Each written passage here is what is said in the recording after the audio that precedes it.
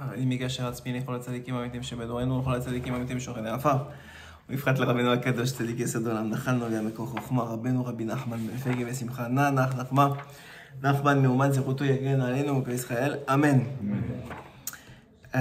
Donc, comme on a fait pour Purim, on parlait juste avant le shiur, comme on a fait pour Purim, on va essayer de partager ensemble une préparation pour Pessah, enfin pour le soir de Pessah, qui en vérité, toute la préparation, ça correspond à la fête de Pessah, mais tout est concentré dans le premier soir, surtout ici, qu'il y a juste un soir. En plus que cette année, c'est Shabbat. Donc il y a le hors de Pessah et le hors de Shabbat. Vous savez que le hors de Pessah, c'est le hors de la Géoula. Ouais, le hors de Pessah, c'est la lumière. Je le dis toujours, je l'ai dit même hier au Shiur. Dans chaque fête, il y a un hors particulier d'Akadosh Baruch Hu, il y a une lumière particulière d'Akadosh Baruch Hu qui se dévoile. La lumière de Pessah, c'est la lumière de la Géoula. La première, pas la dernière. Parce que la dernière, on l'a pas encore vu, c'est quoi la lumière de la dernière. Je pense qu'on va être pas mal éblouis. Mais la première, c'est-à-dire la lumière qui a permis que Hachem nous sorte d'Égypte. Cette lumière-là, cette descente-là, lorsqu'il est descendu en Égypte, qu'on était dans nos maisons et qu'on était en train de sentir que ça passait au-dessus de nos portes et de savoir que ça y est, c'était la fin et qu'on allait sortir d'esclavage après, même si ça fait pas vraiment 400 ans, c'était vraiment 210 ans et même 210 ans, il y avait vraiment 80 et quelques années c'était très, très, très, très dur. Mais on va dire, de sortir de tout ça, des enfants qui étaient mis en briques, de parents qui tuaient tout ce qui bougeait, enfin, tout ce qui s'est passé en Égypte. Ce moment-là, ce dévoilement-là, que Kadosh Baruch Hu lui-même il est descendu, il n'y a pas un saraf, c'est pas un ange, c'est pas un envoyé, c'est Kadosh Baruch Hu lui-même. Et on va voir comment Rabbi Nathan explique pourquoi c'est Kadosh Baruch Hu lui-même qui est descendu. Alors à ce moment-là, hein, il y a une lumière particulière, il y a un dévoilement particulier d'Hachem. Hachem, c'est l'infini, c'est tout. En vérité, ça c'est Hachem, ça c'est Hachem, il y a tout, c'est Hachem. Donc, ça ne veut rien dire de dire, on ne sait pas ce que c'est, ça veut dire c'est tout. Il n'y a pas quelque chose qui existe en Hachem. Même les temps bouddhistes, c'est Hachem. C'est juste que c'est tellement caché que tu ne comprends pas comment c'est possible. Mais c'est Akadosh Baruch Hu, je parle de Hachem là-bas. Donc ça veut dire, donc il y a des moments où il y a des facettes de lui qui se dévoilent. Alors la facette de Pessah, c'est une facette qui est extraordinaire. C'est la facette qui nous a permis de devenir un peuple. La première fois qu'on a parlé du peuple d'Israël, c'est une fois qu'on est sorti d'Égypte. C'est une fois que ce dévoilement-là, il a eu lieu. Sans ce dévoilement-là, on ne pouvait pas avoir ce peuple-là. Maintenant, cette sortie d'Égypte, on le sait, elle avait un préalable. La preuve, c'est qu'on n'est pas tous sortis d'Égypte. C'est pour ça que je vous dis, c'est pas la même lumière que la Géoula finale. Parce que la Géoula finale, on va tous sortir. Comme ça, Rabbeinu il pense. Comme ça, Rabbeinu il enseigne. Donc ce sera quelque chose qui va dépasser tout, ça va rentrer dans tous les recoins. Mais là, non, il y avait une certaine limite dans le dévoilement, mais il est énorme. C'était des miracles, un an de miracles avec les plaies qui ne touchaient pas, qui touchaient les Égyptiens. Que l'eau qu'on buvait, lorsqu'ils voulaient nous la prendre, elle devenait sang. Quand on reprenait le verre, devenait eau. C'était un truc de fou. C'était des miracles, un après l'autre, c'est pas grave. Un après l'autre. Donc on était témoins de ça. Et tous les miracles, comme nous dit Razal dans la Gemara, tous les miracles c'était pour Israël. C'était même pas pour les Égyptiens. Les Égyptiens c'était juste des marionnettes. La Mama c'était pour nous, pour qu'on se remplisse de Emouna, qu'on sorte de notre exil. C'est quoi notre exil? C'était quoi l'exil à l'époque? Notre exil, c'était qu'on avait l'impression qu'on était délaissés, c'était fini quoi. Ils nous avaient oubliés, on était là. Le Rabbi Nathan, il explique dans l'écoute à la Chouette, il dit c'est quoi l'exil de l'Égypte? Merci. C'est quoi l'exil de l'Égypte? L'exil de l'Égypte, c'est que les Béné Israël n'étaient plus capables de prier, de lever la tête au ciel. Ils n'avaient plus de connexion avec Hachem, ils n'y croyaient plus. La preuve, c'est que Moshe Rabbeinu, pour parler avec Akadosh Baruch Hu, il était obligé de sortir d'Égypte. Il faisait des kilomètres pour sortir d'Égypte, pour pouvoir lever la tête au ciel et parler avec Hachem et revenir après accomplir les ordres. Donc c'était ça l'exil d'Égypte. L'exil d'Égypte, c'est qu'il y avait une sorte de déconnexion complète. Le monde, l'esclavage nous avait pris. Alors c'est faux de croire évidemment qu'on est sorti d'Égypte vraiment. On est sorti d'Égypte physiquement, de l'Égypte qu'on connaît, Mitzrayim de l'époque avec Paro, mais aujourd'hui chacun de nous on est encore en Égypte. C'est pour ça qu'on fête la fête de Pessah. C'est parce qu'à chaque année il y a une partie de nous qui sort de cette Égypte-là, si on veut. Parce que ça, c'est la condition de la Géoula, la première Géoula. La deuxième Géoula, tout le monde va sortir. Tu veux pas, tu vas sortir. Mais la première Géoula, il y avait une condition. Est-ce que tu veux sortir? Ceux qui ne voulaient pas sortir, Makat Rocher est arrivé et Hachem, il les a passés sous silence, on va dire ça comme ça pour être gentil. Il restait, selon la meilleure des opinions dans la Gemara, 1/5 du peuple qui est sorti d'Égypte. Donc en vérité, 1/5, ouais. Il y en a 1/20, il y a plusieurs opinions dans la Gemara. Mais donc en vérité, si on comprend bien, ça veut dire qu'il y avait seulement 1/5 du peuple qui voulait sortir. Les autres, malgré l'esclavage, malgré l'esclavage, malgré la difficulté, malgré tout ça. Les miracles aussi, ils ont vu les miracles. Et ils ont tous vu les miracles, parce que mon frère, c'était l'avant-dernière plaie. Donc ils ont tous vu les miracles. Mais malgré tout, il y en a qui voulaient pas, qui croyaient pas suffisamment ou qui pensaient que on n'allait pas y arriver. Donc maintenant, déjà, il faut savoir, comme pour Purim, c'est quoi l'objectif d'Hachem? Pourquoi Hachem il nous fait fêter ça? Pourquoi il y a un seder? C'est pas pour rien qu'on appelle ça un seder. Un seder, c'est un ordre. En hébreu, le seder, ça veut dire l'ordre. Il y a un ordre des choses qui va se faire cette soirée-là. Pourquoi Hachem il n'a pas juste dit vas-y, c'est comme Shabbat ou n'importe quoi, asseyez-vous, mangez, rigolez, ça c'est fini. Non. Pessah, il y a besoin d'un seder. Pourquoi? Parce qu'il y a un but. Dans chaque journée d'un homme, normalement, il y a un but. C'est juste qu'on ne le voit pas. Mais quand c'est des moments aussi importants de l'année, alors c'est un but commun à tous les bénis Israël. Il y a un but. Quoi? Hachem, il veut te sortir de ton Égypte. Il veut être un peu plus que l'année dernière et un peu plus que l'année d'avant. Il veut que tu prennes cette lumière-là avec toi pour toute l'année. C'est pour ça que Rabbi Nathan explique. C'est pour ça que pendant Pessah, c'est interdit de manger du pain. Mais après ça, quelques jours après, on peut en remanger. Alors quoi? C'était le poison du monde pendant une semaine et maintenant c'est plus le poison? Non, ça n'a rien à voir.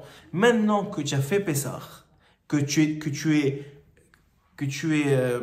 Yoni avec Pessah, oui, alors maintenant tu peux manger du pain. C'est parce qu'il y a eu Pessah que maintenant tu as le droit de manger du pain. Vous comprenez? C'est parce qu'il y a eu Shabbat que maintenant je peux vivre la vie de tous les jours. C'est ça qui me permet de vivre. Donc maintenant, c'est pas que c'était du poison, c'est plus du poison. C'est que à Pessah, c'est le début de l'année. On sait que maintenant, il y a Marloka dans la Gemara dans Masechet Rosh Hashanah. Quand est-ce que l'année elle commence? Alors, il y en a qui disent que c'était pendant le Tishrei, il y en a qui disent que c'était pendant Nissan. Comment est-ce que Ramim ils relient les deux? Comment ils font le pont entre les deux? Parce que c'est écrit Zé Vezé Divrei Elokim Chaim. Les deux c'est vrai. Alors comment... Vous connaissez la réponse? Matériel et spirituel. Chazak, très bien. Alors il y en a même encore plus précis que ça. Les Chachamim ils expliquent comme ça. À Nissan, Akadosh Baruch Hu, il a pensé créer le monde. Il a conceptualisé, je veux créer le monde, et il a commencé à penser, tiens, alors pour Israël, quoi ça va ressembler, etc. Et à Tishrei, il a créé le monde. Bereshit bara Elokim et Hashem et et j'ai eu un chidouche hier dans le shiur justement sur ça. Et c'est ça, pour ceux qui étudient Rashi, la première question de Rashi, c'est pourquoi... Hein? Pourquoi il a commencé par Bereshit bara Elokim et Hashem et pas par... Et c'est quoi? Et ça parle de quoi? De Nissan. Alors en vérité, Rashi demande, mais pourquoi il parle de Tishrei alors que le plus important c'est Nissan? Pourquoi il parle de la création du monde physique alors que le plus important, ce monde-ci, c'est pourquoi? C'est pour l'Olam Haba. C'est pour la spiritualité. Alors, hein? Alors c'est quoi Eretz Israël? C'est quoi la réponse en vérité? C'est que Eretz Israël, c'est le lien entre les deux. C'est que c'est pas... Je peux pas te dire c'est pour le physique ou pour la spiritualité. C'est pas vrai, les deux sont faux. C'est pour quand j'arrive à vivre en Eretz Israël, c'est-à-dire moi avec mon physique sur les terres d'Eretz Israël qui est spirituel. Alors là maintenant je fais le lien entre les deux et j'ai justifié la création du monde. Donc c'est ça la réponse de Rashi, c'est beaucoup plus profond que ce qu'on apprend en Kita Aleph. Tu sais que tu dis Rashi, le premier Rashi, hein, c'est pour répondre aux gens, pour vous êtes des voleurs. Mais non, ça n'a rien à voir. C'est mamash, c'est incroyable. Donc ça, c'était le chidouche d'hier. Non, on a d'autres chidouchim ce soir. Mais pour comprendre ça, pour comprendre l'idée que Kadosh Baruch Hu, il a un but pour nous. Il a un but. Maintenant, tu peux le prendre comme avodat parer, comme on a dit, comme un esclavage. Ah, pourquoi encore? Ah, il faut manger, kazaïd, kabetza, il faut s'accouder. Si je ne me suis pas accoudé, on va voir dans le seder comment ça marche exactement. Je n'ai pas fait la mitzvah. Mais c'est pas... Encore une fois, tu peux le prendre comme un fardeau, mais ça, c'est parce que tu n'as pas compris c'est quoi le seder. Tu n'as pas compris c'est quoi. En vérité, c'est un cadeau.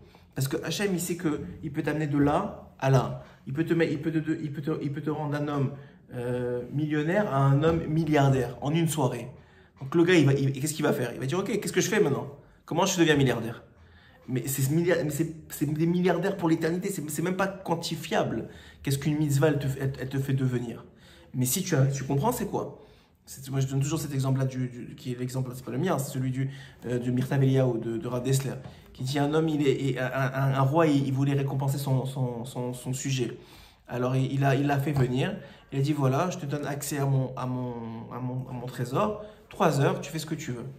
Maintenant, lui, il n'a pas compris, c'était un type Ahmar. Il n'a pas compris, il a cru qu'il voulait qu'il travaille pour lui, qu'il range sa chambre de trésor. Donc pendant 3 heures, il a dit quoi? C'est ça comme ça qu'il veut me récompenser, que je vais travailler encore pour lui? Il s'est énervé, il n'a rien fait pendant 3 heures, il a nettoyé un peu pour faire semblant, il a mis des trucs, il a rangé comme ça, il a rangé, il a pris un peu des choses, et au bout de 3 heures, il est sorti. Et alors le second du roi, c'est même pas le roi qui l'a accueilli, le second du roi, il dit alors combien tu as ramassé? Combien tu as pris? Il dit comment ça, combien j'ai pris? Et il dit, ben, le roi, c'est ta récompense. Tu as 3 heures, tu pouvais prendre ce que tu voulais, tu pouvais récupérer ce que tu voulais, tu pouvais devenir le plus riche pour toi, ta famille, tes descendants, tes arrière-descendants, tes arrière-petits-fils. Il a dit, quoi? Mais c'est pas ça que j'ai compris. Je pensais qu'il voulait que je lui range son truc, je voulais que je travaille pour lui. Il a dit, quoi? Il a dit, mais je peux pas. Il a dit, c'est fini, c'est fermé. C'est des choses qui arrivent une fois dans une vie. Tu es malade que tu vas rentrer comme ça tous les jours chez le roi. Alors le gars, il comprend pas, il est en pleurs. Il dit, de regarder faire ça, c'est rien. Ce que Hachem il nous donne comme opportunité quand on est dans ce monde-ci, ça n'a aucune idée combien il a fallu attendre. Il y a des gens qui attendent des dizaines et des centaines d'années pour avoir le droit de revenir. Parce qu'il faut réparer des choses, des trucs, et que il n'y a pas pour les bons parents, il n'y a pas les bons frères et sœurs, il n'y a pas les bonnes opportunités. C'est tout, c'est des calculs, c'est des trucs de fou. Non, on est là, tu es déjà là. Pessar, c'est déjà maintenant dans quelques jours. Tu vas faire Pessar, c'est pas comme si tu vas le faire. Alors autant prendre, autant ramasser, tu vas ramasser des milliards. C'est chaval de penser que encore et encore, mais il faut être stupide. Maman, je faut être stupide. Le Serra est tellement fort avec nous, ça fait aucun sens. Alors, maintenant, on va ensemble essayer de repasser les étapes du Seder pour comprendre comment Hachem il veut qu'on arrive au but. Mais avant ça, il faut que vous compreniez c'est quoi le but. Parce que si vous n'avez pas compris c'est quoi le but, et c'est ça le problème, même pourquoi, si vous ne savez pas où vous allez, alors c'est insécure, tu vois, tu n'as jamais vu tes enfants quand tu leur, tu peux pas leur dire où tu vas, ah, papa on est bientôt arrivé, ah papa ils sont chiants, parce que c'est dommage, c'est con, ça suffit, arrêtez de poser des questions. Non, parce que c'est pas qu'ils sont chiants, c'est qu'ils veulent savoir, ils sont insécures, ils veulent savoir où on va, ils veulent savoir combien de temps ça prend, toi t'as ouais les études c'est exactement ton truc. Mais c'est exactement ça. Alors maintenant, si toi tu sais c'est quoi l'arrivée, c'est où tu vas, alors maintenant tu es beaucoup plus à l'aise avec le chemin. Donc c'est exactement ce qu'il faut essayer de déterminer. C'est quoi d'abord l'arrivée? Alors l'arrivée, Rabbi Nathan, il la donne dans un écouté à la chôte. Et il explique c'est quoi ça, cette soirée de Seder. C'est quoi Pessah? Pourquoi Pessah il existe dans le monde? Alors écoutez bien. C'est la première fois que je le fais, hier j'ai fait un shiur, mais c'est la première année. D'habitude, je fais toujours, tous les ans, je fais un shiur sur Pessah, mais en général, je fais juste, voilà, A, B, C, D, voilà, il faut penser à ça, il faut penser à ça, il faut pas oublier ça. Mais c'est quoi l'essentiel? Où tu vas? Alors regardez ce que dit Rabbi Nathan, c'est vraiment mamage, c'est... C'est terrible. Alors écoute bien. Écoute bien. Il va arriver le sang de Sénat, il va être chaud. Baruch atah Adonai Eloheinu melech haolam shakol yarido. Amen. Alors écoute bien. C'est la halakha bet dans Ilchot Pesach, Orach Chaim Gimel. Pour ceux qui veulent aller voir dans les mots, parce qu'on va sauter quelques passages, Rabbi Nathan il répète exprès. Beaucoup, quand il donne un secret, il répète, il prend de plusieurs points, mais on a compris l'idée, quoi. Alors, regardez ce qu'il dit. Ah, je l'avais surligné celui-là aussi.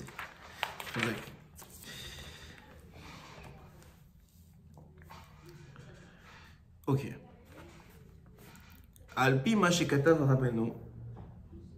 Donc évidemment, il se base sur ce que Rabbeinu il a dit. Sur quelle halakha il parle? Sur quelle Torah, tu veux dire? Ou c'est quelle halakha? La halakha, c'est l'écouter la chôte Pessah, bête. C'est dans Orach Chaim Gimel. Ok. Vehine, Geulat Mitzrayim, Eikara. L'essentiel de la Geoula de Mitzrayim, de la délivrance de Mitzrayim, son Ikar, c'est quoi? Et là, il va dire qu'est-ce que c'est tout Pessah. Aliédé, Simcha.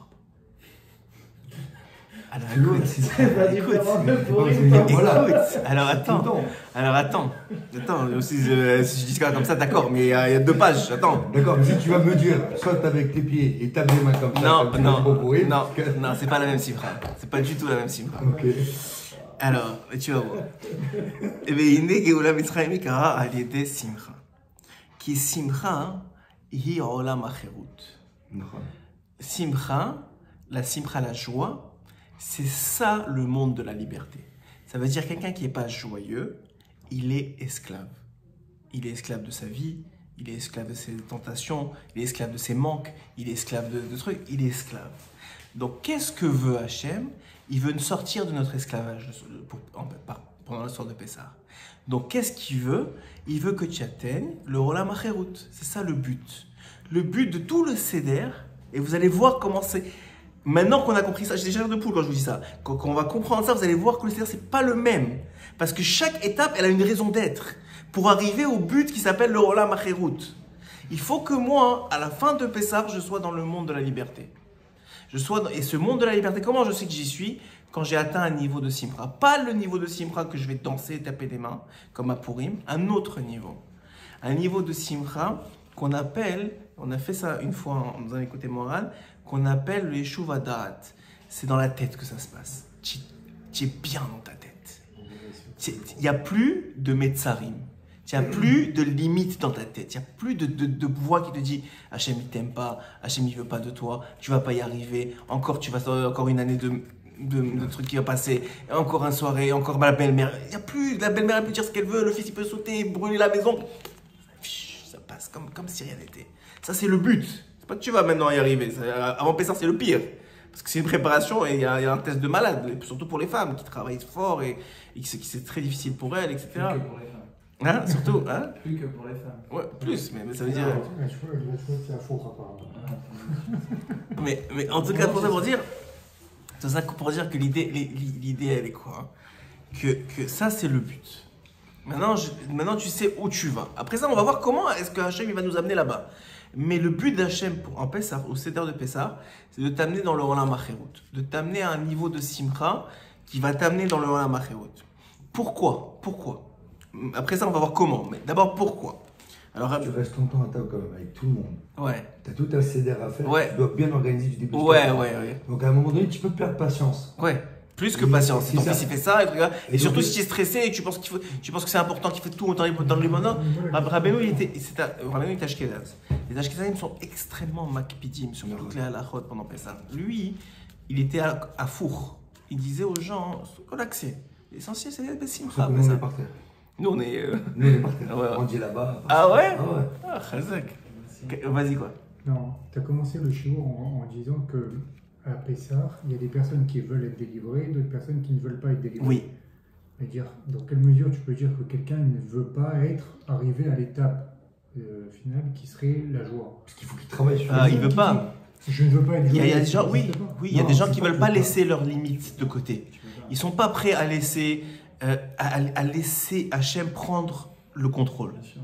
Il y a des gens, ils veulent pas, c'est des autocontrôleurs. Ils veulent pas de ça. Et Mais même ça, si c'est ça, dur pour Rabbi Nachman, il dit que c'est Alors, dans des ces médecins cas-là, arnaques. le but du CDR, ça serait de rappeler que le CDR c'est Hachem qui le met. C'est un Kadosh Baruch Mais Hu. c'est ça. Quand tu fais le CDR, si Et tu après, respectes. arrives à la joie. Oui, mais attends, on va voir. C'est une conséquence, c'est plus un objectif. Si, oui, parce que c'est une conséquence dans le processus. Mais le processus, il est venu pour arriver à ça. Donc c'est ça l'objectif en vérité. Ok? Mais tu vas voir comment ça rentre. Maintenant, pourquoi? On n'a pas encore dit comment, mais pourquoi? Alors, il regarde ce qu'il dit. Et Karagalut a l'aider à Hatzvout. Parce que l'essentiel du fait d'être esclave, ou d'être en galout, d'être en exil, c'est c'est par le biais de la tristesse. Shiou Galut Ashrina. Parce que c'est ça la galoute de la Shrina. Pourquoi la Shrina, elle est en galoute? Parce qu'il y a eu un épisode de tristesse dans le monde. C'est quoi l'épisode de tristesse de Rabbi Nathan? C'est le premier épisode du monde, c'est l'épisode d'Adam Arishon. Adam Arishon, il a fauté. Oui. Maintenant, quand il a fauté, c'était pas si grave. En réalité, la faute, c'était pas la fin du monde. Il aurait pu dire Hachem, je regrette, je m'excuse, c'est moi qui ai fauté, allez viens, on repart de zéro. Il aurait dit ok, let's go. C'est pas ça qu'il a fait. Il a dit c'est ma femme et c'est mon truc. Il a cherché des excuses. Et il est rentré dans une grosse azote. Tellement il a cherché des excuses que quand il est sorti de là, du Gan Eden, il a divorcé de sa femme.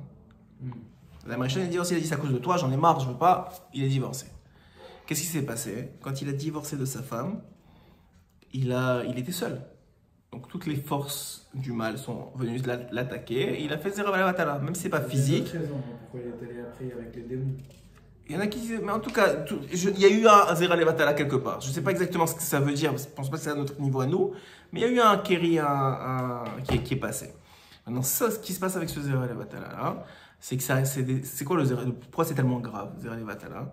Parce que c'est des Neshamot, donc des potentiels Neshamatiques, c'est des âmes. Pas qui sont perdus, qui sont créés sans potentiel de tikkun, sans potentiel réparateur.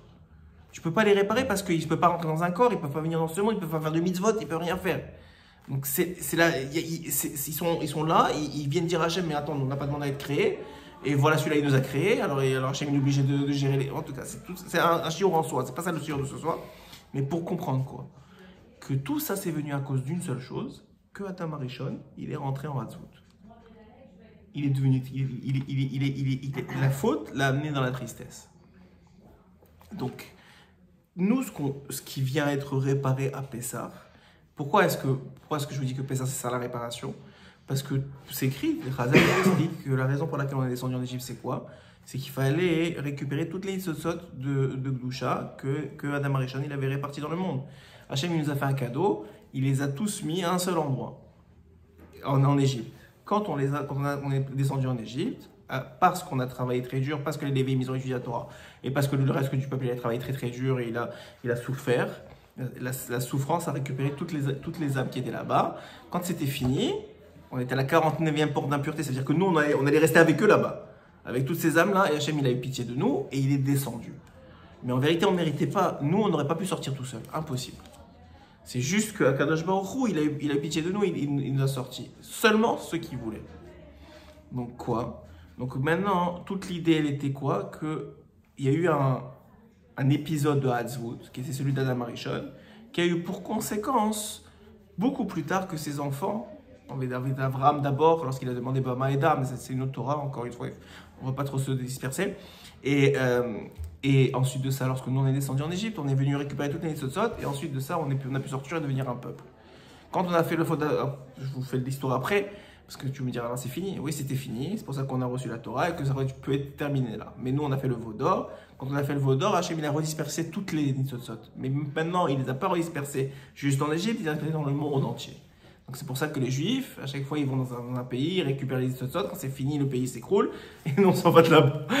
Et on fait un après l'autre comme ça. Et des fois, malheureusement, il y a des problèmes, alors on doit repartir parce que, bon, c'est pas fini. Ça, c'est dans l'idée. Mais tout ça, c'est pourquoi je vous dis tout ça. Parce que maintenant, si le Pessah, ça vient réparer la faute d'Adam Arishon, qui n'est pas la faute d'avoir mangé du fruit, encore une fois, qui est la faute qui est venue après la faute d'avoir mangé du fruit, qui est la Hatzvout. Donc si maintenant un homme, il est triste le soir de Pessah, ou il est angoissé, ou il est en colère, c'est sûr qu'il ne fait pas le tikkun de la fête de Pessah. La fête de Pessah, il va faire le tikkun d'Adam Arishon qui est triste. Donc tu es obligé, le but c'est que tu arrives à une liberté. Parce que qu'est-ce qui s'est passé? C'est que lui-même, Adam Arishon est devenu esclave de sa tristesse. À cause de quoi? À cause de la faute. C'est vrai que qu'est-ce qui crée la tristesse? C'est la faute. C'est pourquoi? Parce que quand tu crées une faute, il y a des anges accusateurs, c'est le Zohar qui l'explique, il y a des anges accusateurs qui sont créés par la faute et qui viennent dire à Hachem, regarde, il ne mérite pas d'être heureux et on va lui faire des problèmes et bon, c'est ça qui arrive. Donc il lui arrive des histoires. Mais tout ça, c'est juste pour amener l'âme à arriver à une certaine tristesse. Donc il dit Rabbi Nathan, le but de Pessah, c'est d'amener l'homme, de ramener l'homme à un olam acherut, à un monde de liberté. Ce monde de liberté, c'est le monde de la Simcha. Pourquoi? Parce que tout Pessah vient réparer la faute d'Adam Arishon. Ça, c'est le pourquoi. Jusqu'à là, on est bien? Très bien. Maintenant, on va voir comment le Seder de Pessah vient nous amener jusque-là. Chaque étape, vous allez voir que ça marche comme ça. Vous allez voir, c'est plus le même Seder. Alors. Ouais, tu veux chanter? C'est bien qu'il faut le chanter. Le soir de Pessah, il faut le chanter. Ok. Dans l'ordre et dans le désordre. Dans l'ordre et dans le désordre? Ah ouais, moi je fais juste dans l'ordre. La vérité, je peux pas y arriver dans le désordre. C'est pour ça que C'est une fois que tu as bu les 4 verres, tu vois. Alors, c'est pour ça que c'est déjà mort. en vérité, pendant la soirée, le Seder de Pessah, le Harizal, il dévoile qu'il y a 64 mitzvot qu'on va faire le soir de Pessah. C'est pas une ou deux, c'est 64. C'est énorme. Il y a énormément de mitzvot à faire. Un jour, le Gaon des Villes, là, il voulait faire un test à ses élèves, il leur a dit il faut que vous me sortiez les 64 mitzvot. Mais il n'y en a pas tous qui sont arrivés à les sortir exactement, parce qu'il y en a qui sont un peu cachés. Mais selon le Harizal, il y a 64 mitzvot qui sont ce soir-là. Ok? Donc il y a, encore une fois, ça s'appelle un seder parce que c'est des étapes, c'est une organisation, c'est un ordre qu'il faut respecter. D'abord, avant de commencer avec Pessah, il y a, comme je vous l'ai toujours dit, il y a le hors de la fête, le keli, le réceptacle qui va permettre de récupérer cette lumière-là. Elle dépend de la préparation avant. C'est-à-dire qu'en réalité, Pessah, c'est presque déjà joué. C'est comme un peu Shabbat. Quand tu t'es disputé 2 heures avant Shabbat avec ta femme, oublie Shabbat. C'est-à-dire, toi, ça va, tu vas être relax, mais ta femme, elle va pas ça va lui prendre encore jusqu'à Shabbat après pour que ça aille bien. Donc tu comprends qu'il y a une préparation à faire. Alors maintenant, la même chose pour l'homme.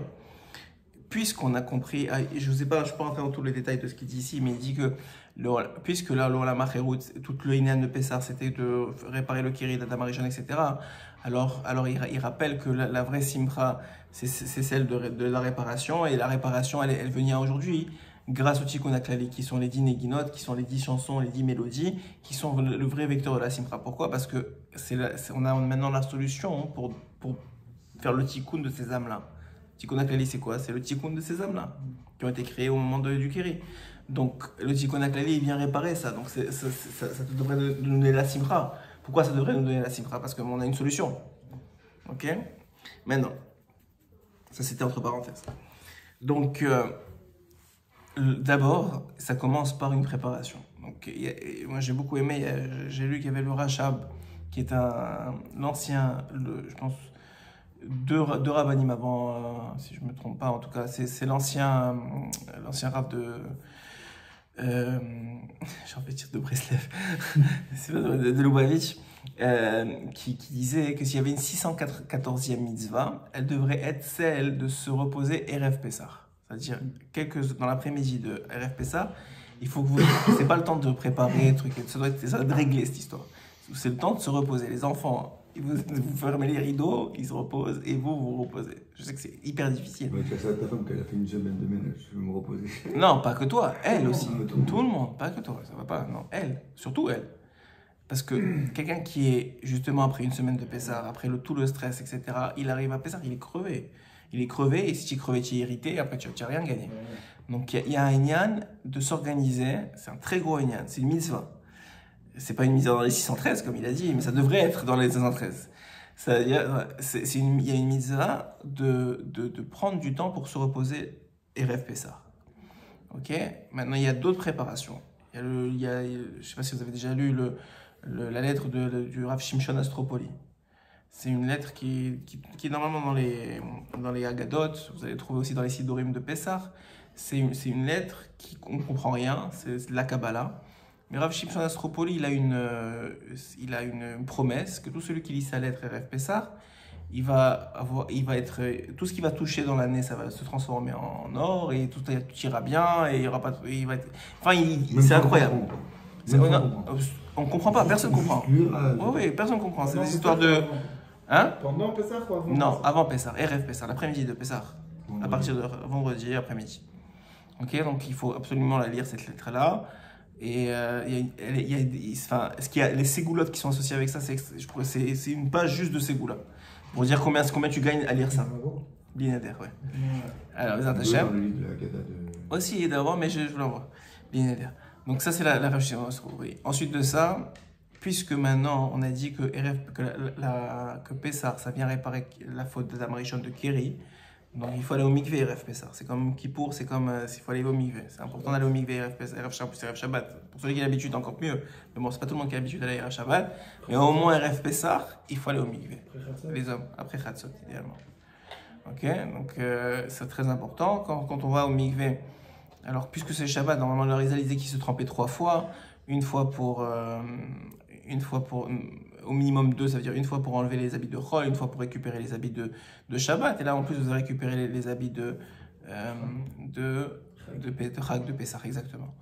Donc au moins 3 fois, et vous vous trempez au mikvé, ça enlève toutes les clipotes, toutes les écorces, toutes les anges accusateurs, tout ça, ça nettoie. C'est un truc incroyable, le mikvé. Il y a une Torah Rabbeinu sur le mikvé qui est... C'est Maïm Chaim, c'est des eaux de renouveau, comme si tu rentrais dans le ventre de ta mère et tu ressortais. Non, c'est pas mal comme ça, il dit, tu rentres dans le liquide, je sais pas comment ils appellent ça, le liquide à l'intérieur du ventre, et comme si tu ressortais, amniotique, très bien, et qui ressort, j'avais oublié. Donc ça c'est pour RF Pessah. Ensuite de ça, il faut faire Tikkun HaKlal RF Pessah. Parce que justement, on vient de dire que toute le Inyan, c'est de pouvoir être Samer. Ce qui empêche la Simra, c'est toutes les fautes d'un homme. Donc maintenant, il faut se nettoyer le maximum pour être le moins attaqué par ces fautes-là pendant Pessah. Donc ça c'est des choses qui sont importantes. Et comme je vous ai dit, le plus important de tout ça, même si c'est hyper important, le plus important c'est le repos. Parce qu'il faut que vous soyez frais pour rentrer dans Pessah. C'est très important. Mamash, il y a des gens qui croient peser et préparer une salade. Vaut mieux qu'il y ait moins de salade et qu'il vous reposez avant Pessah. Mamash, je vous dis, c'est hyper important. Bon, encore message Shabbat, peut-être il y a un peu de différence. Ah, même pas, non, vous êtes direct. Ok, Khazak. Ça c'est. Pour éviter ce qui est acide. Khazak. Ok, vous avez des. C'est amer. Ce qui est amer, c'est pas bon. Alors voilà. Maintenant. Là, c'est RF Pessah. Maintenant, le soir de Pessah, c'est le seul soir de l'année où on va lire le Hallel. Il n'y a pas un autre soir dans l'année où on a le droit de lire le Hallel. Pourquoi? Hein? Ils le font le soir, hein, ça? Mais sans bracha, ça veut dire que tu fais... Ouais, là, c'est pas sans bracha, là. Et c'est pas le Shalem. C'est le Shalem, là, c'est ça? Ah, tu vois, je sais pas... Il y a un avis qui est... Ah, ok. très Tom? extrémiste. Il n'y a pas de problème. On accepte. On accepte toutes les tendances. Mais en tout cas, Pessah, c'est tout le monde qui s'accorde à dire ça. Parce que c'est la halakha. Et pourquoi est-ce qu'on lit le Hallel? Parce que justement, tu dois être maintenant... Comment tu peux lire le Hallel? Le Hallel, c'est une prière de remerciement. Donc un homme, quand est-ce qu'il remercie? Quand il est conscient de ce qu'il a. Si maintenant tu réalises que tu es sorti d'Égypte, que tu n'es plus en Égypte, même si toi, c'est écrit que si Hachem ne nous avait pas sorti à cette seconde-là d'Égypte, on serait resté, nous, nos enfants, nos petits-enfants, donc jusqu'à aujourd'hui, on serait encore là-bas. On serait encore esclaves en Égypte, s'ils ne nous avaient pas sorti à ce moment-là, parce qu'une fois qu'on avait dépassé la 50e porte d'impureté, comme on n'avait pas encore la Torah, on n'aurait pas pu sortir. C'était fini. Maintenant, on est encore bien plus que la 50e porte. On est à moins, je ne sais pas combien. On compte même plus tellement on est en dessous du niveau de la mer. Mais on a la Torah. C'est comme la Torah, c'est ce fil-là que tu peux attraper à n'importe quel moment qui peut te sortir. Donc ça, on est dans un autre matzav aujourd'hui. Mais en tout cas, pour dire que y a un Hallel, encore une fois, pourquoi? Parce que c'est une expression de ta joie. Tu réalises que tu as de quoi remercier. Donc c'est déjà, on commence la soirée en exprimant une certaine reconnaissance à Kadosh Baruch Hu. Maintenant, si la soirée elle se passe bien, il y a un deuxième Hallel qui est en vérité à la fin, qui est après à la fin du Seder. Que normalement ce Hallel-là, il doit être encore beaucoup, si vous avez fait les choses correctement, il doit être beaucoup plus joyeux que le premier, parce que vous avez le Seder qui est passé à travers. Si on comprend ce que ça veut dire que normalement votre dernier Hallel, vous devriez le faire debout avec des chants mamash heureux. N'importe qui est autour de vous, ça vous dérange plus. C'est-à-dire, même si on vous regarde bizarre, c'est pas grave. Je sais pas, moi je suis en famille en général restreinte, mais je sais que j'imagine si vous êtes des invités, des trucs, des machins, ça peut être plus compliqué, mais ça change rien. En réalité, ça change pas grand-chose. Hachem, il sait exactement où chacun doit être. Donc maintenant, quand on... Il est debout, mais ça se fait assis. Non, pourquoi? Le Hallel de la fin. Nous, on le fait debout. C'est assis. Il n'y a pas d'halakha. Il n'y a pas d'halakha. Tu fais l'Hallel comme tu veux. Il n'y a pas une halakha d'être debout ou assis. Cette semaine que ça devait se faire assis. Alors, s'il y en a qui veulent se lever pour rester réveillés parce que c'est tard, ils peuvent être debout. Mais ça se fait au nom de qui tu as vu ça? Moi, ça m'a arrivé il y a 2 ans. Qu'est-ce que tu Je suis dormais? fatigué, je ne me suis pas reposé. deuxième verre de vin, boum. Impossible à moi, je que l'on met une heure. Tu laisses ça là, moi, mais je pense pas que ce soit là. En plus, en France, c'est en une scène, tu peux pas rattraper le deuxième jour. Non, tu ouais. J'ai tout raté. C'est incroyable, tu vois. Donc maintenant, bon, Hachem, tu auras pas la même chose cette fois-ci. Vraiment. Alors, en tout cas, donc maintenant, vous avez fait le Hallel. Vous avez prié avec joie, une certaine joie, parce qu'on est au début. Mais vous avez une certaine joie, vous avez remercié Akadosh Baruch Hu. Au moins, vous avez pris conscience que vous n'êtes plus esclave physiquement. Vous n'avez pas encore pris toutes les consciences qu'on va prendre au fur et à mesure de tout le CDR. Mais au moins, le début, vous avez compris que vous n'êtes plus esclave physiquement. C'est déjà énorme. Quand tu penses que qu'on aurait pu être esclave. Et tu es heureux, tu remercies Hachem de ça. Et tu sors de la synagogue. Maintenant, tu rentres chez toi. Normalement, la table elle est mise déjà depuis l'après-midi, le matin. Il y en a qui la préparent depuis le matin. La table elle est posée et il faut attendre Tzedakah Kochavim. Mais normalement, tu sors de la synagogue après Tzedakah Kochavim pour Pessah. Même là, si c'est Shabbat, on sortira après Tzedakah Kochavim. Donc Tzedakah Kochavim, c'est-à-dire la sortie des étoiles. À ce moment-là, on commence la série du Seder. La première étape de cette série-là, c'est évidemment le Kiddush. Pourquoi c'est le Kiddush qui débute tout? Parce que c'est quoi le Kiddush? Alors, le Kiddush, je fais un cours 101. Kiddush, ça vient de Kadesh, ça vient de Kiddush. Et Kadesh, ça vient de Mekadesh. Quand Mekadesh, ça veut dire sanctifier. C'est quoi la définition de sanctifier dans le judaïsme? À la fin, tu me laisses sortir, je vais la lire. C'est quoi la définition de sanctifier? Quand on arrivera au Hallel, on dira la fin. C'est quoi la définition de sanctifier dans le judaïsme? Eh ben, on apprend ça du mariage. Quand on marie une femme, on la mekadesh, on la sanctifie. Qu'est-ce que la Gemara elle dit? La Gemara elle dit, c'est quoi sanctifier une femme? C'est que maintenant elle t'est réservée, elle est séparée de tout autre homme. Il y a une séparation qui s'est créée au moment où tu l'as mis la bague et tu as dit Re'at mikudeshetli betaba'azo kedat Moshe Israël. Ce serait pas un mot plus adapté que quoi? Que sanctifier? Consacré. Peut-être, je sais pas comment. Peut-être en français ça je sais pas. Peut-être. Mais en tout cas, la définition de quelqu'un qui est consacré ou sanctifié, c'est qu'il est séparé du reste. Donc Shabbat, on fait le kiddush le Shabbat parce que c'est séparé du chol. On fait le kiddush les fêtes parce que c'est séparé du chol. On fait le Ram Israël, il est mekadesh, il est saint parce qu'il est séparé des autres nations. Donc tout ça, ça veut dire quoi? Ça veut dire que maintenant, tu comprends que tu es en train de mekadesh parce qu'il y a une sanctification, parce qu'il y a une séparation. On n'est pas comme les autres. Et ça, c'est déjà une source de joie. Pourquoi? Parce que quelqu'un qui est dans le monde autour de lui, qui est dans le monde des goïms, alors il est happé par leurs idées, il peut même pas réfléchir lui-même. C'est-à-dire, tu lui parles de Torah, ça lui rentre pas, il comprend pas, même s'il est gentil, hein, il veut bien comprendre, mais il y a quelque chose qui manque. Pourquoi? Parce que sa tête, la télé, les informations, la façon dont il pense depuis qu'il est petit, c'est automatique. Il faut un lavage de cerveau. Et c'est vrai, quand les parents non religieux, ils voient leur fils religieux revenir, ils disent mais ils t'ont fait un lavage de cerveau. Mais c'est vrai, ils lui ont lavé le cerveau, mais volontairement. Ils lui ont nettoyé le cerveau. Tu ne peux pas sinon. Ça s'appelle un lavage de cerveau. C'est-à-dire c'était tout crasseux, tout dégueulasse, comme pour Pessah, et tu as nettoyé. Donc tout le Inyan, il est quoi?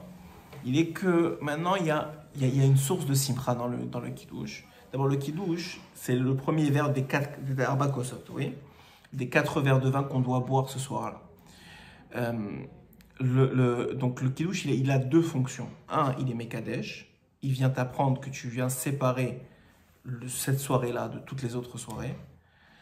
Parce que maintenant, j'ai une relation spéciale avec Hachem qui va se dévoiler cette soirée-là. Donc c'est une source de joie extraordinaire. Il y a Hachem qui vient te voir, il descend comme c'est que le soir, il dit que la Shrina descend dans chaque maison, que Hachem il appelle les anges, il dit venez écouter mes enfants qui me louent. Normalement, c'est un spectacle ce qui se passe en haut. Je ne sais pas s'il descend chez tout le monde, en tout cas ceux qui veulent ou ceux qui ont sanctifié suffisamment. Tov, ça je ne sais pas, les oreilles ne précisent pas. Mais il dit ce qui se passe. Donc, il y a ce Inyan là que quoi? Que d'un côté on fait Mekadesh et ce Kiddush il est Minatora. Okay, le Kiddush de Pessah, n'importe quel Kiddush, c'est Minatora. Maintenant, les Arba Kosot c'est Midera Banan. Okay, c'est-à-dire c'est une loi instituée par les Chachamim. Donc maintenant, ce premier kiddush, c'est Minatora. Maintenant, c'est quoi la différence avec le reste Par exemple, si c'était un Shabbat Ragil, si tu prends un verre, alors tu dois boire seulement Rov Revit.